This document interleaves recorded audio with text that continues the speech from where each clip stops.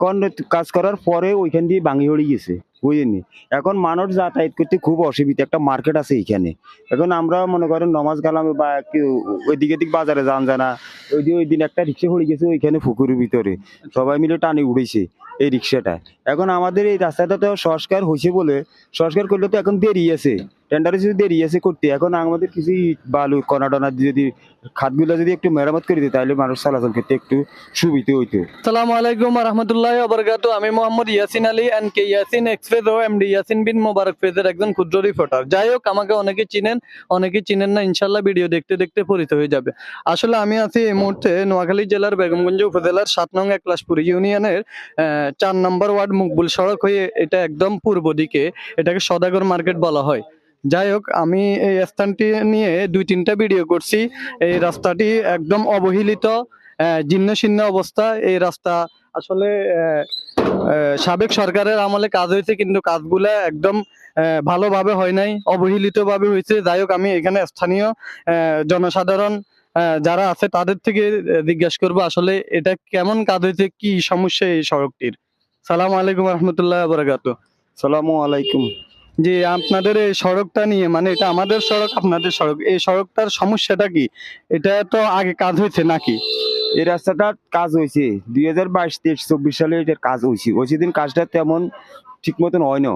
এখন কাজ করার পরে ওইখান দিয়ে ভাঙি হয়ে গেছে, বুঝেননি।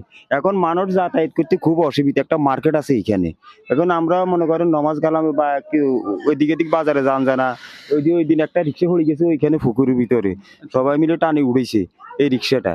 এখন আমাদের এই রাস্তাটা তো সংস্কার হয়েছে বলে, সংস্কার করলে তো এখন দেরি আছে, টেন্ডারে যদি দেরি আছে করতে। এখন আমাদের কিছু বালু কণা টনা যদি খাতগুলো যদি একটু মেরামত করে দিত তাহলে মানুষ চলাচল করতে একটু সুবিধা হইতো।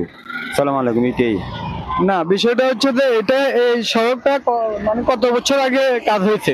ওইছে ধর না 23 সালে, ওই বন্যার কারণে যে রাস্তা বলে তো গেছে, রাস্তা সবে চলে গেছে। আচ্ছা, এটাই। ও আসলে আসলে আমরা এটা আমরা এই সড়কটি একদম অবহেলিত। এই সড়ক দিয়ে বিশেষ করে একলাশপুর বাজার বিআইপি রোডের গাড়ি চলাফেরা করে। ওর এই রাস্তা দিয়ে খানুর পর্যন্ত যায়, এই রোডটা গাড়ি খানুর পর্যন্ত হয়, রিক্সা অটো আবার সবকিছু যায়, বড় বড় ট্রাক গুলো ঢুকে এই রোডে দিয়ে। দুই-তিনটা সড়কের গাড়িগুলো এই সড়কে দিকে 2-3টে সড়কে সোমনি মাছ দিয়ে এই রোডে দিয়ে যান যায়, সবগুলো যান যায়। আসলে এই সড়কটিতে বিশেষ করে একলাশপুর ইউনিয়নের ২-৩টা ওয়ার্ডের গাড়ি জনসাধারণ চলাফেরা করে।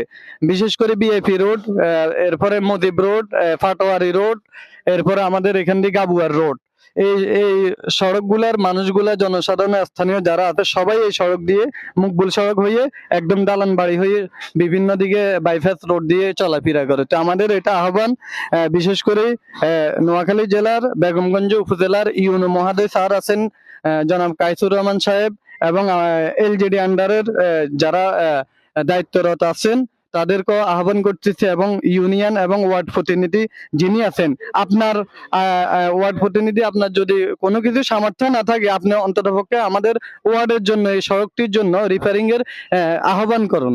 তো ঠিক আছে, ভিডিওটি শেয়ার করে সবাই ছড়িয়ে দিন। আসসালামু আলাইকুম রহমতুল্লাহি ওয়া বারাকাতুহু।